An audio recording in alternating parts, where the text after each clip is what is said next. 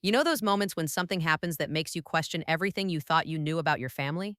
The moments when it feels like you've been living in some kind of alternate reality and suddenly the walls come crashing down and you realize that everything you've been working for, everything you've built up, isn't as solid as you thought it was? Well, for me, that moment came when my dad gave my ex-husband a job after our divorce. And his response to my outrage, just get over it. I can't tell you how surreal it was when I found out. It felt like a punch to the gut, a betrayal that came from the last place I expected it, my own father. After all, it wasn't like my divorce had been easy. It was messy. It was emotional. It was painful. But the worst part was that it was public. People didn't just find out through whispers. They found out through Facebook posts, through rumors, and through the fact that our families still had to see each other at the most awkward family gatherings. When I married David, I thought I had found the one, the guy who would be with me through thick and thin. But things change, people change. We grew apart over the years, and what had once been a love story became a collection of misunderstandings, unspoken resentments, and missed connections. By the time we got to the divorce, it felt like we were just going through the motions. There were arguments over assets, over what the future looked like, and of course, who would get the dog. When it was finally over, I thought that would be the hardest part, letting go. The emotional weight of it all. But it wasn't. That came when I found out that my father, my own flesh and blood, had hired David to work at his company. I had no idea how it happened. It wasn't like we had been in constant communication. After the divorce, I made it a point to keep my distance from David. I didn't want to talk to him, didn't want to hear about his new life or his career. I was trying to rebuild, trying to get my life together after the mess that had been our marriage. But then came the bombshell. My dad called me one night, a few months after the divorce. Hey, sweetheart, we need to talk, he said. His tone was off, like he had something he needed to say but wasn't sure how to say it.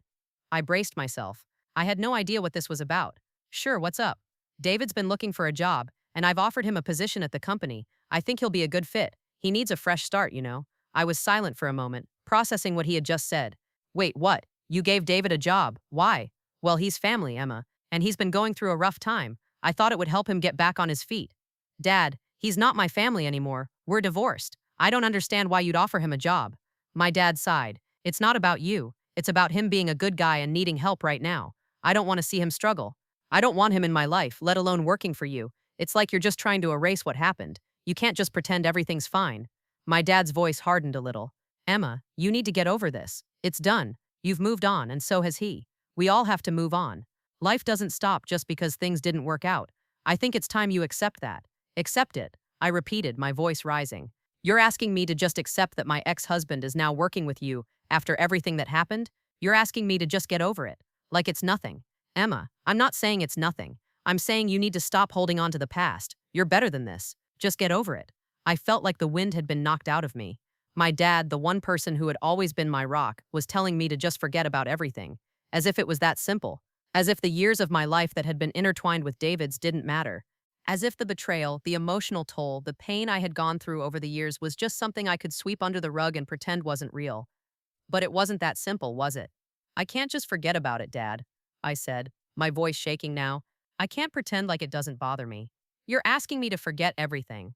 To pretend like I didn't spend years with someone who didn't appreciate me, who didn't value me, and now you're telling me that I should just be okay with him walking back into my life because he needs a job. Emma, my dad said, his voice softer now but still firm, I'm not telling you to be okay with it. I'm telling you that life moves on. We don't get to hold on to things forever. You've got to let go of the past and look at the bigger picture. This isn't about you and David. This is about family. This is about helping someone who needs it. The words felt like a slap. I couldn't believe what I was hearing. My father was willing to throw away everything I had been through for the sake of some misplaced sense of family obligation. I was angry, but more than that, I felt betrayed. How could he not understand? How could he not see how deeply this cut? I don't think I can accept this, I said finally, my voice trembling. I can't just pretend like everything's fine when it's not. This isn't about moving on. This is about you ignoring how I feel. And I can't just sit here and pretend like it doesn't hurt. There was a long pause on the other end of the line. My dad didn't speak for what felt like forever. And then, in the most dismissive tone, he said, Well, Emma, you're going to have to deal with it. He's working here now, and you're going to have to get used to it. I hung up the phone and sat in silence for a while. I couldn't believe what had just happened. I wanted to scream. I wanted to fight back. But what good would it do? My dad had made his decision, and nothing I said would change that. He had crossed a line I didn't know could be crossed. The more I thought about it, the more it became clear to me. This wasn't just about a job. This was about my dad's inability to understand the emotional impact of what he was doing. It wasn't about him being a good guy trying to help David. It was about him choosing David over me, about him dismissing my feelings as if they didn't matter. And that was the hardest pill to swallow. Sam noticed the change in me immediately when he got home that evening. I tried to act like everything was fine, but it was obvious that I was shaken. "Are you okay?" he asked, his voice full of concern. I shook my head, fighting back the tears. "I don't understand what happened. My dad, he hired David. He gave him a job after everything, after the divorce, and when I confronted him about it, he just told me to get over it." "Wait." Sam's face twisted in disbelief. "Your dad gave David a job?" "Yeah," I said, my voice cracking. "He said I should get over it, that it wasn't a big deal. But it is a big deal to me. It's like my whole life is being erased and no one cares." Sam wrapped his arms around me, holding me close.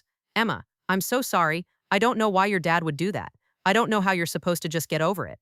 "I don't know either," I whispered, "but I can't just pretend everything's fine. Not with David in the picture again, not with my dad acting like I'm overreacting. It's like they think I'm just supposed to move on and forget everything we went through. But I can't."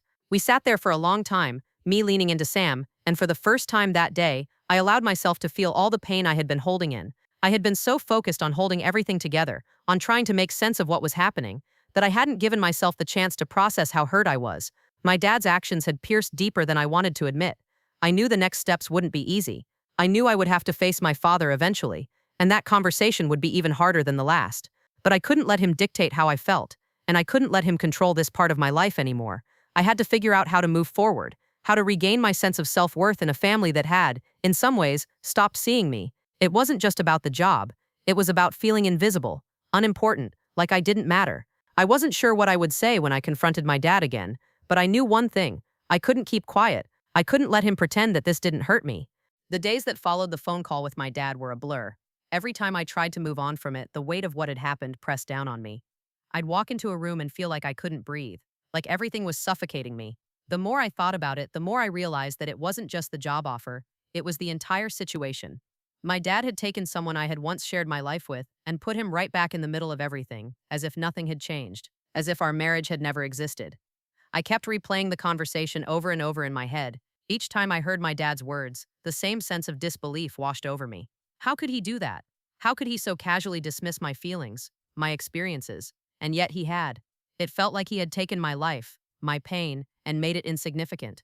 Sam noticed my mood, of course. He saw the exhaustion in my eyes, the way I could barely focus on anything. I wasn't the same person I had been just a few days ago, and I could see the concern in his eyes every time he looked at me. "Do you want to talk about it?" he asked me one night, after I had been unusually quiet during dinner. He placed his hand gently on mine, his touch a reminder of the stability I had with him, even when everything else felt like it was falling apart. "I don't know what to say anymore, Sam," I said, my voice tight with frustration.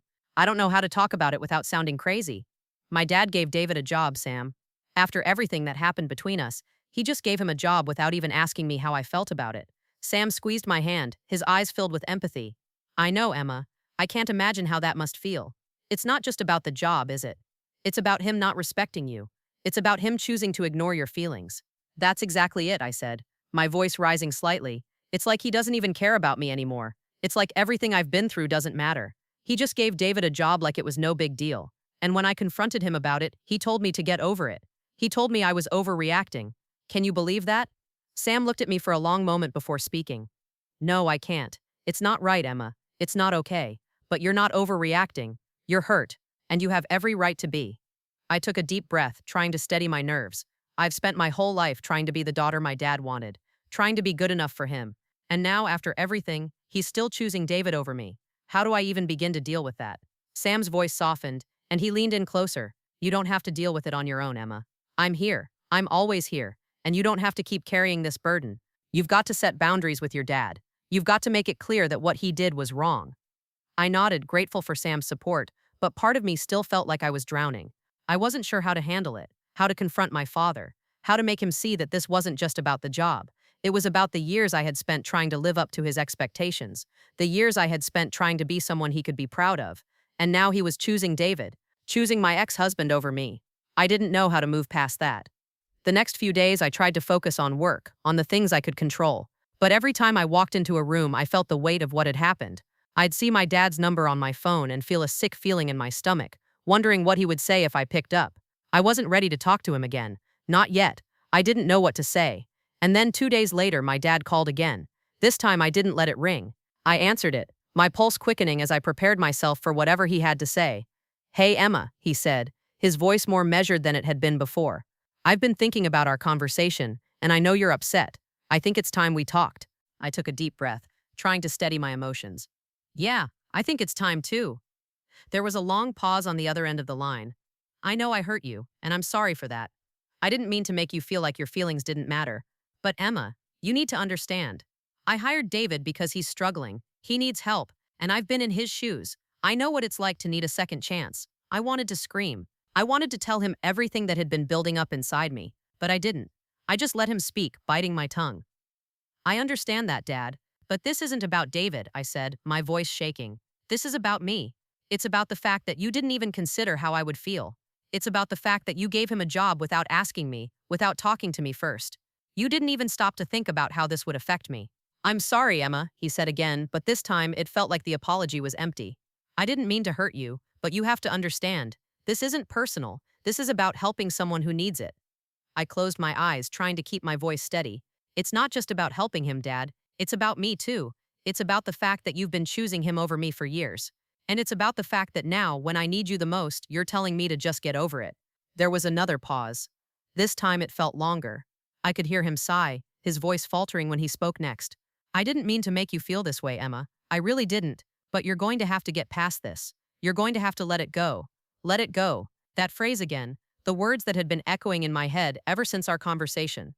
"I can't just let it go, Dad," I said, my voice barely a whisper. "You don't get it. You've been telling me my whole life that I'm not good enough, that I'm not doing enough, and now you're telling me to just get over it. I can't. I can't just move on from everything that's happened. You're choosing him again, and you're telling me that my feelings don't matter." I was silent for a moment, letting the weight of my words sink in. When he spoke again, his voice was quieter, more strained. "I never wanted you to feel like that, Emma. I thought if I helped David, it would fix things. But I see now that I've made things worse. I've made you feel worse. And for that, I'm sorry.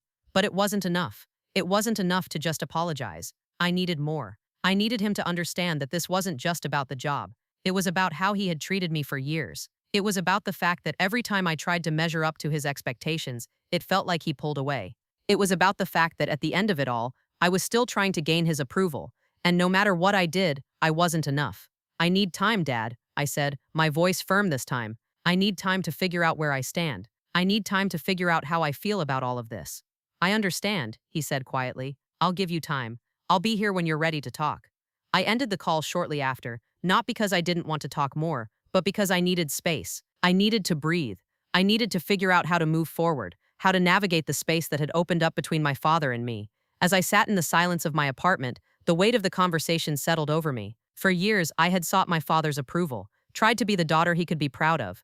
But now I realized something important. I had to stop trying to prove myself. I had to stop letting his actions define my worth. The road ahead wasn't going to be easy. The relationship with my father had been fractured, and I wasn't sure how it would heal. But one thing was clear. I wasn't going to keep seeking his approval. I was going to find my own path, with or without his support. And that was the first step toward healing.